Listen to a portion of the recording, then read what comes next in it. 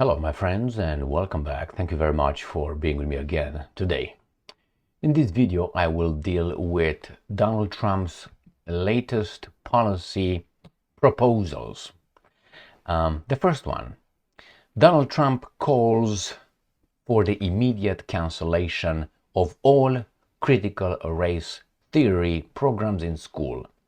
Teach American greatness, not hate. Here, this is posted by Vance, JD Vance News from the X. This is my account here. So what do you think? Should critical race theory be banned in schools nationwide? Now, if you're not familiar with that, I will just tell you this. Indeed, that is teaching not the American greatness, and I think it teaches hate directed to one specific group, and that group is, now, just so you know, every time I hear critical theory, it gets me to this right there. So, readings in social theory, the class tradition to post-modernism, and at the end of it, at the end of this little booklet that is taught in school, in universities in the United States of America, you have the last chapter, chapter 13, and I will read something from it right there. Critical theory. Whenever I read it, I always underline my writings, and you have there Nietzsche, obviously, Hegel, and all that. So what is this all about? Well, you have to go to Frankfurt School for that, which is garbage. We were invaded by that. So critical theory is the name given to the school of thought that emerged from the writings of members of the Frankfurt School. Among them, T.W. Adorno, Max Horkheimer, Herbert Marcuse, and Frederick Pollock. First paragraph. Please get those names if you're not familiar with them. Right there. There you have it. And read about this garbage. They were among a group of German intellectuals. Maybe with the exception of Adorno, they were all Jewish, if I remember correctly. At the Institute for Social Research of the University of Frankfurt School, who continued their association from 1930s through the period of the Second World War and on into the post-war era. They infested us. They were drawn together by a common interest in Marxism and its relevance to a world dominated by Stalinism in the East and by emerging fascism in Europe. Critical theory was distinguished from traditional scientific social theory by its commitment to a moral, they're always more moral than we are, if you know, watch Hollywood portrayal of them, moral concept of progress towards what? And emancipation that would form the foundation for all its studies.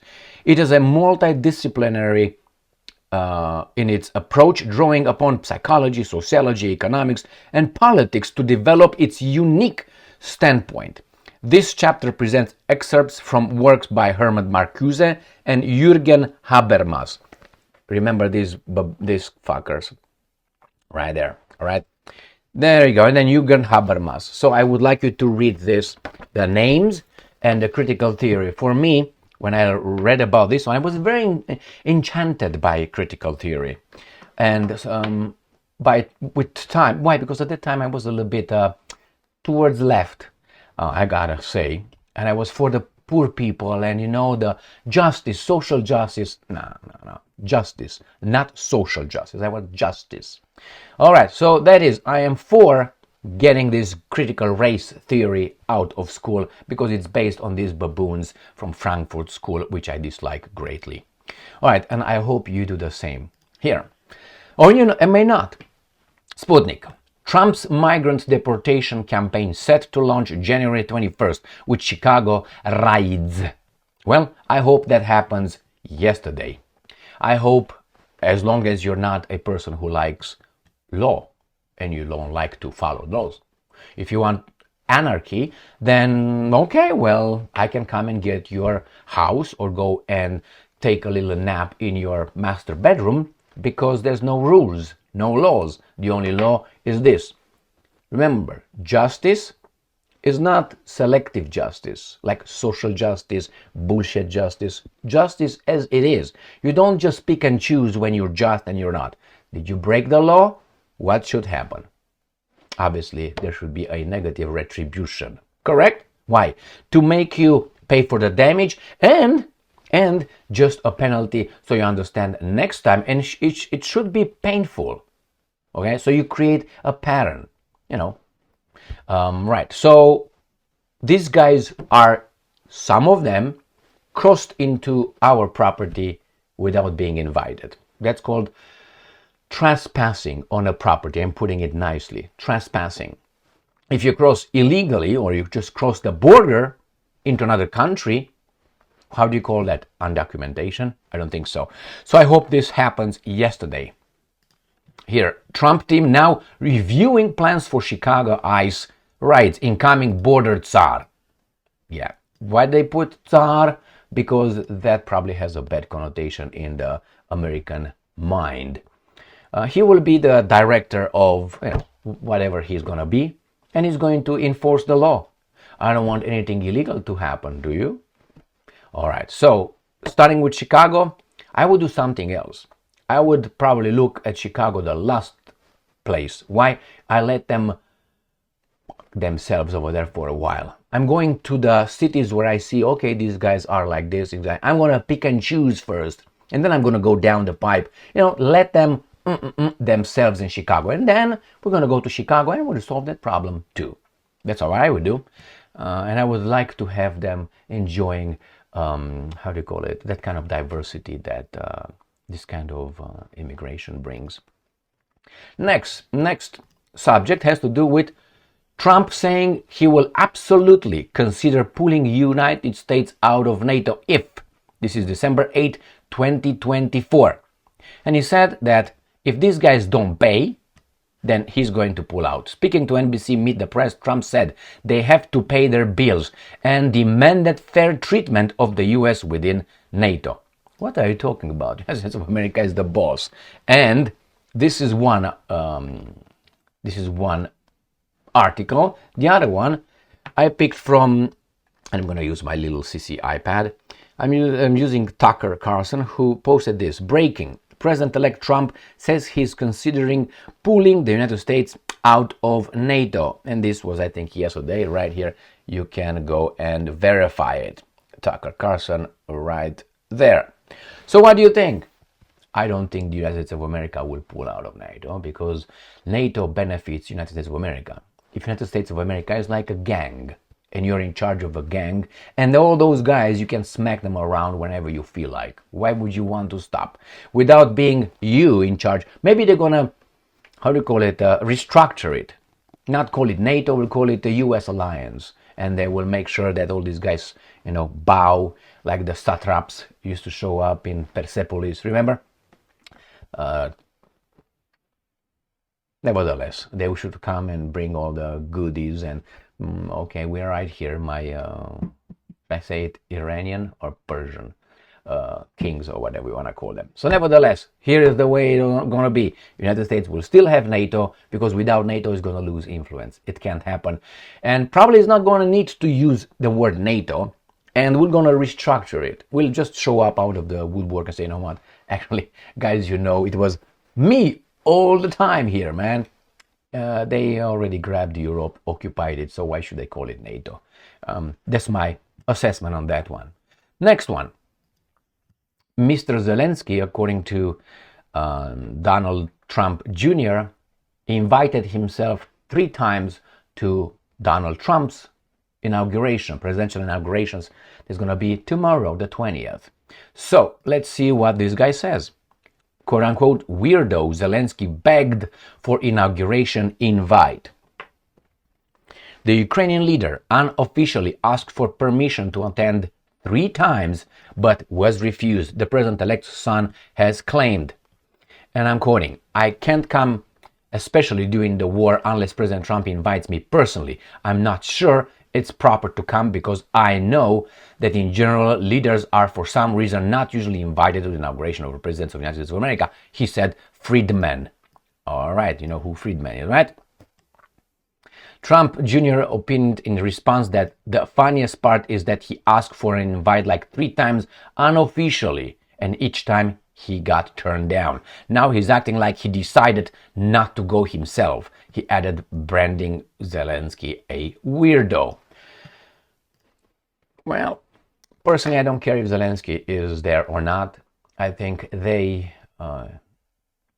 humiliated us, the Europeans, since 2022 by inviting this alien in their midst and rolling the red carpet for him and having all kind of shows in the Bundestag and other parliaments around Europe, being invited like being something important. It was a created hysteria where everybody was afraid to criticize the eternal victim.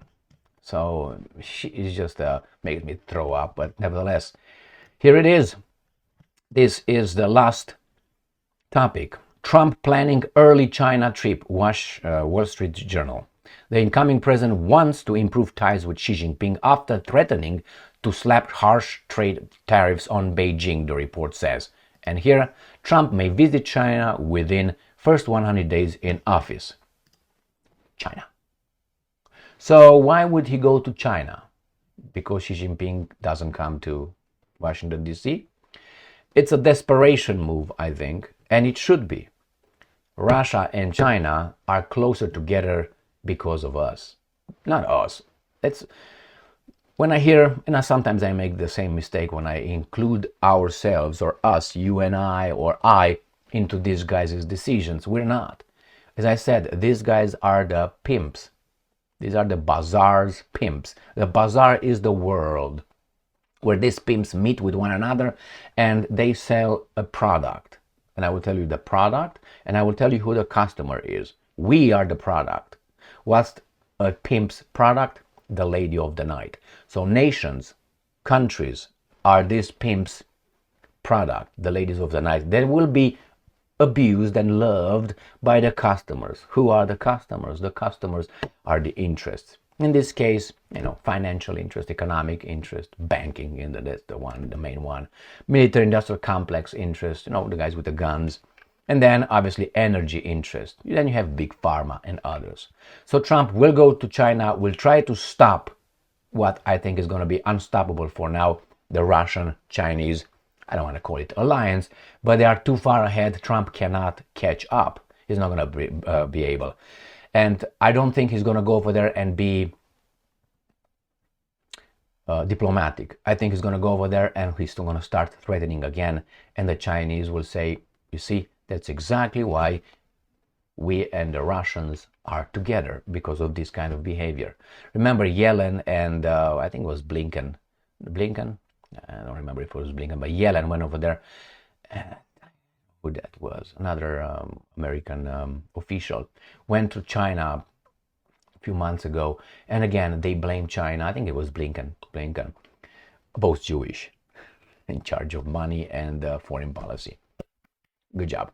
So when they went over there and they started blaming China for this and accusing China for these violations and human rights and all that, and the Chinese smiled, see you never, bye.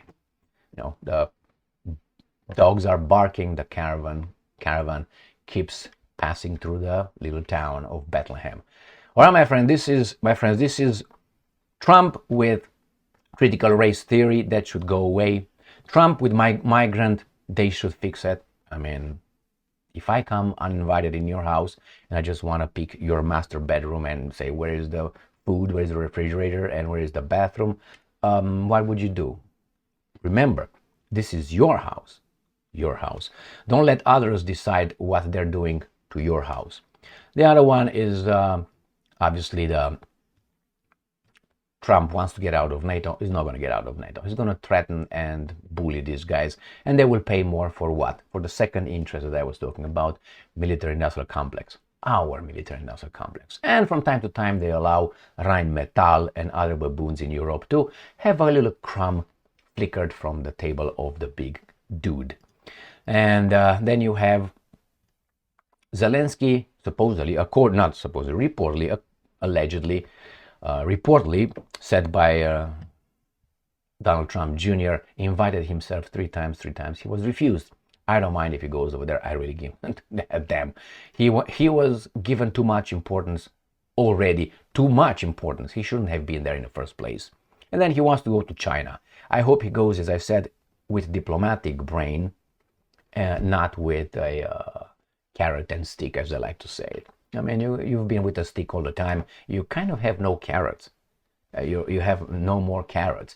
I mean, you're going to impose this and you're going to impose that and you're going to sanction and you're going to put all kind of, how do you call it, product taxes when they come over and so on. But they build for us. We build shit. So your tariffs are actually fucking us up. So remember, you have only one life. Only one. Some of you might have, I know, perpetual and gonna go and okay, but I have only one life. I don't want to fuck my life.